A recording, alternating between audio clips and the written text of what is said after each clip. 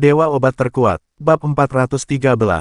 Begitu dia selesai berbicara, lampu di ruangan itu padam lagi. Apakah itu hal yang sama lagi?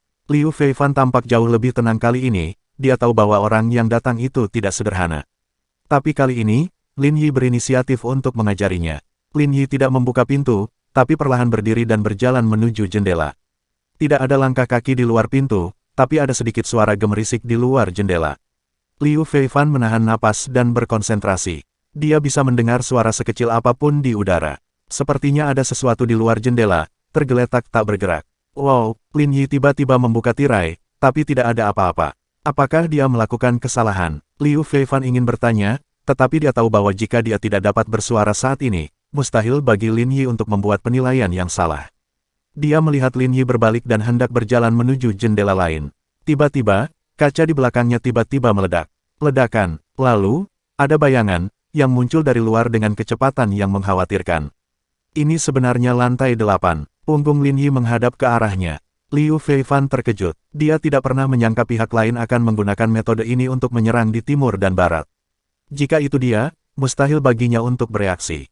Dia ingin mengingatkan Lin Yi, tapi Lin Yi sepertinya sudah menduganya. Dia melangkah sedikit dan menggerakkan tubuhnya sedikit ke samping sejauh setengah meter, menghindari serangan bayangan.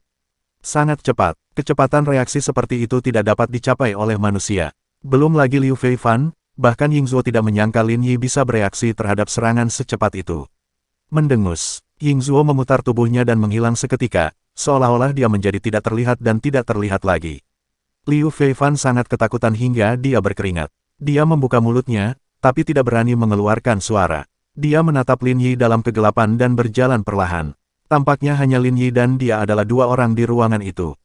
Bayangan yang menembus jendela tadi benar-benar hilang. Lin Yi sangat tenang, bahkan berjalan berkeliling dengan tangan di belakang punggung, seolah-olah dia tidak peduli sama sekali bahwa seseorang datang untuk membunuhnya. Ketenangan dan ketenangan seperti itu membuat Liu Feifan merasa terkejut. Ini adalah kompetisi antar pemain top. Di ruangan yang remang-remang, bahkan udaranya terasa membeku, dan udara dingin memenuhi udara. Lin Yi tiba-tiba berhenti dan menatap ke langit. Setelah bertahun-tahun, apakah kamu tidak membuat kemajuan apapun? Begitu dia selesai berbicara, dia pindah. Secepat naga, ledakan, kakinya tiba-tiba melompat, seluruh tubuhnya melompat ke udara, dan dia meninju langit-langit dengan keras. Jelas tidak ada apa-apa di sana. Namun terdengar suara keras, dan seketika terdengar suara kaki jatuh ke tanah. Kemana harus lari? Lin Yi berteriak, menjentikkan jarinya, dan jarum ki keluar, puff. Darah berceceran, semuanya terjadi dalam sekejap, begitu cepat sehingga Liu Feifan bahkan tidak punya waktu untuk melihatnya dengan jelas. Di tanah, setetes demi setetes darah muncul, dan tiba-tiba tercium bau darah di udara. Lin Yi berdiri di sana, berbalik dan melihat sekeliling, tetapi tidak menemukan Yingzuo. Tapi dia tidak cemas sama sekali. Sebaliknya, dia tersenyum, dan dia tahu Yingzuo bisa melihatnya. Pada saat ini, Yingzuo mencoba yang terbaik untuk menyembunyikan tubuhnya, dan tidak ada sedikit pun rasa bangga pada ekspresi wajahnya.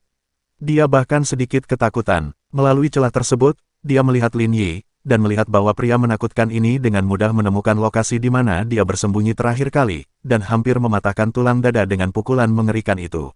Yingzuo menunduk dan melihat lengannya tertusuk. Jika lukanya tidak terlalu kecil, lengannya akan cacat saat ini. Sungguh tuan yang menakutkan. Cuyun, bajingan itu, benar-benar memberitahuku bahwa dia hanyalah orang biasa. Jika ini dianggap orang biasa, bukankah dia bukan orang biasa? Saat ini, Yingzuo tidak ingin membunuh Lin Yi. Dia tidak akan mempertaruhkan nyawanya demi $1 juta AS. Dia ingin melarikan diri. Yang paling ingin dia lakukan saat ini adalah melarikan diri. Tapi Lin Yi tidak memberinya kesempatan, dia berdiri tidak jauh dari pintu atau jendela. Selama dia muncul, tinju Lin Yi pasti akan langsung mengenainya di saat berikutnya. Pada saat itu, kematian tidak bisa dihindari. Yingzuo tampak gugup. Dia tidak pernah membayangkan bahwa dia akan menghadapi keberadaan yang begitu menakutkan. Terlebih lagi, Lin Yi sepertinya sangat familiar dengan gerakannya sendiri.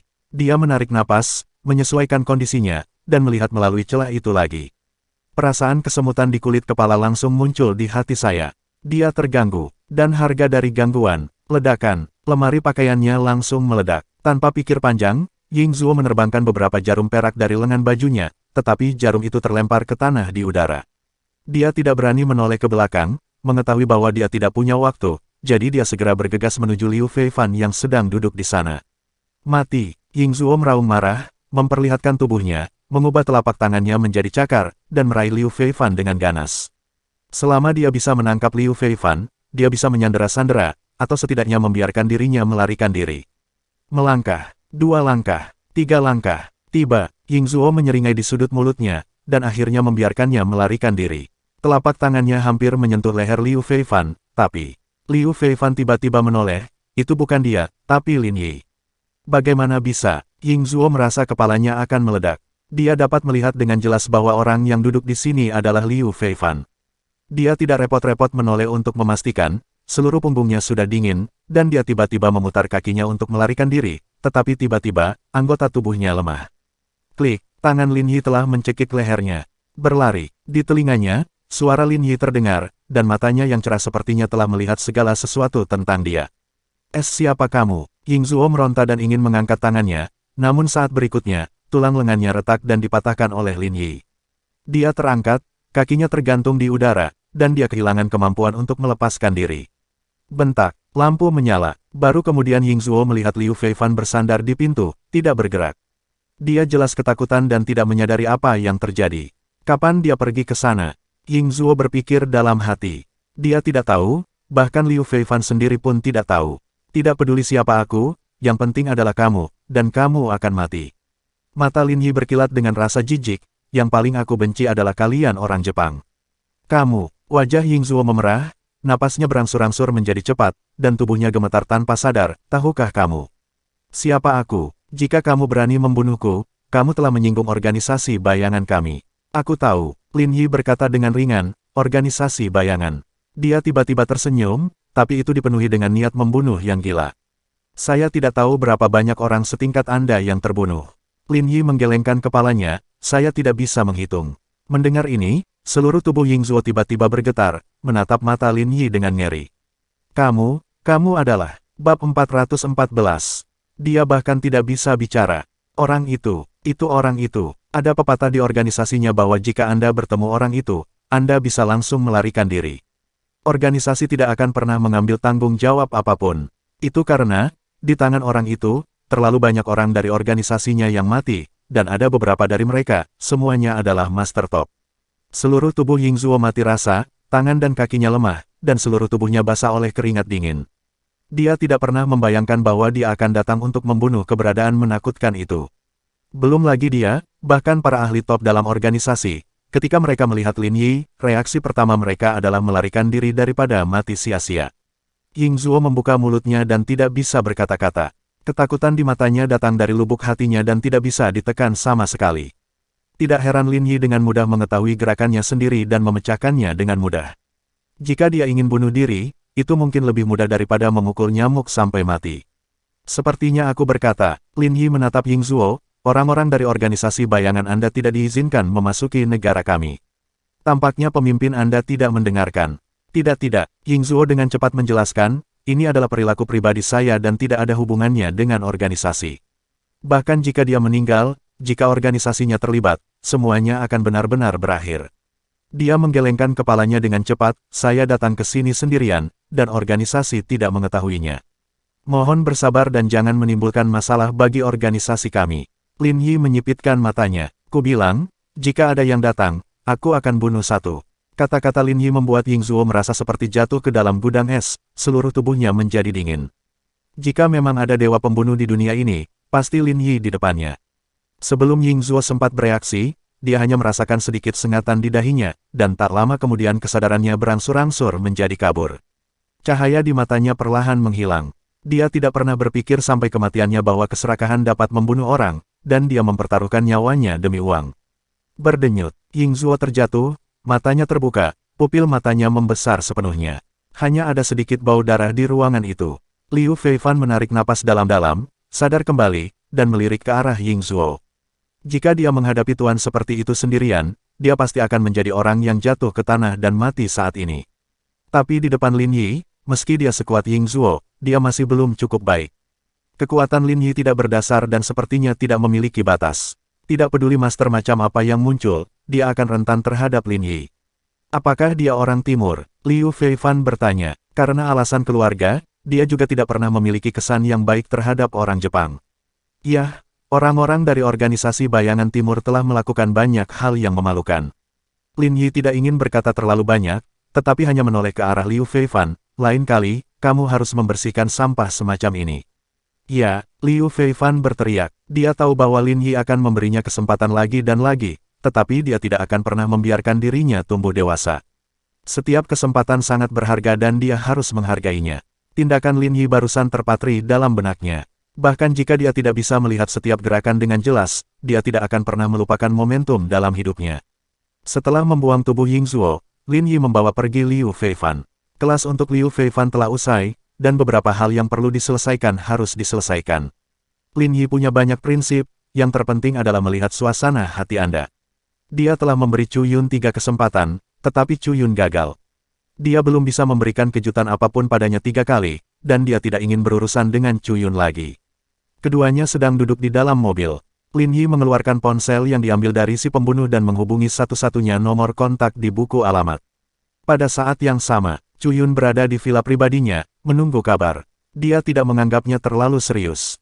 Bagaimanapun, Yingzuo lah yang mengambil tindakan kali ini. Dia adalah seorang master yang dia sewa dari Dongyang Hua dengan harga tinggi. Tuan Chu, izinkan saya bersulang untuk Anda. Jika Anda minum lagi, bagaimana kalau saya memberi Anda makan? Chu Yun sedang bersantai dan bersenang-senang ketika ponselnya tiba-tiba berdering. Dia melihat nomor itu dan seluruh tubuhnya melompat, mengira dia telah melakukan kesalahan. Itu orang kepercayaannya, bukankah dia sudah mati? Kenapa kamu masih meneleponku? Dia mengerutkan kening, ragu-ragu sejenak, meminta wanita di sekitarnya untuk diam, dan menjawab telepon. Halo, suara Chu Yun sedikit gugup. Ini aku, itu suara Lin Yi. Kulit kepala Chu Yun langsung mati rasa. Kamu punya waktu 20 menit untuk bersiap. Lin Yi berkata dengan tenang, aku memberimu 3 kesempatan, tapi kamu tidak bisa membunuhku. Sekarang giliranku, kamu dapat menemukan siapapun. Saya harap orang yang kamu temukan dapat menyelamatkanmu. Setelah mengatakan itu, telepon ditutup. Chu Yun berdiri dengan ekspresi serius di wajahnya. Dia tidak menyangka Yingzuo pun akan gagal. Bagaimana ini mungkin? Orang itu berasal dari organisasi bayangan, dan dia sangat kuat. Bagaimana dia bisa gagal? Tapi telepon jatuh ke tangan Lin Yi, dan Lin Yi berkata bahwa dia akan segera datang dan membunuhnya. Seseorang datang. Chu Yun sedikit marah, tapi juga sedikit panik. Segera semangat, ada anjing yang akan masuk. Lebih baik jika kamu datang. Karena kamu sendiri yang datang ke rumahmu untuk mencari kematian, aku tidak perlu repot mencarimu. Ini adalah villa pribadinya di pinggiran kota. Bahkan jika dia membunuh Lin Yi dan menggali lubang di halaman dan menguburkannya, tidak akan ada yang mengetahuinya dalam hidup ini. Lin Yi, apakah Anda benar-benar berpikir karena Anda berasal dari Tianhai, tidak ada yang bisa melakukan apapun terhadap Anda? Lemparkan dirimu ke dalam jebakan. Chu Yun segera meminta anak buahnya untuk mempersiapkan dan memasang jaring. Ketika Lin Yi datang, dia menangkapnya hidup-hidup. Setelah mempermalukannya dengan segala cara, dia membunuhnya dan menguburkannya di halaman. Waktu berlalu menit demi menit, 20 menit berlalu. Chu Yun sedang duduk di aula, memegang pedang di tangannya, dan wajahnya dipenuhi dengan keganasan. Semakin larut malam, sifat liar dalam tubuh manusia semakin mudah keluar. Apalagi setelah beberapa gelas wine, amarah yang tak terkendali dan niat membunuh mendidih di tubuh. Saudara Yun, ada mobil yang datang. Dari kejauhan, lampu mobil langsung menyinari pintu besi villa. Biarkan mereka masuk. Chu Yun berdiri, penuh percaya diri. Selama mereka berani masuk, tutup pintu dan pukul anjingnya. Hari ini mereka ada di sini, jangan pernah berpikir untuk pergi. Di halaman villa, setidaknya ada 50 atau 60 orang berdiri padat, masing-masing dengan senjata pembunuh di tangan mereka. Itu seperti jebakan. Mobil melaju ke halaman, dan pintu besi di belakangnya langsung ditutup dan dikunci. Dengan sekali klik, 2 lampu sorot tiba-tiba menyala, membuat halaman tampak seperti siang hari. Chu Yun keluar, berdiri di titik tertinggi, dan berkata dengan keras, bunuh mereka. Begitu dia selesai berbicara, 50 atau 60 orang segera mengepung mobil tersebut. Lin Yi, yang sedang duduk di dalam mobil, tampaknya tidak peduli sama sekali, apakah kamu sudah membeli tiketnya? Beli, selesaikan dalam 3 menit, dan kita bisa naik pesawat. Tidak dibutuhkan. Lin Yi dengan lembut mendorong pintu mobil hingga terbuka. Bersambung.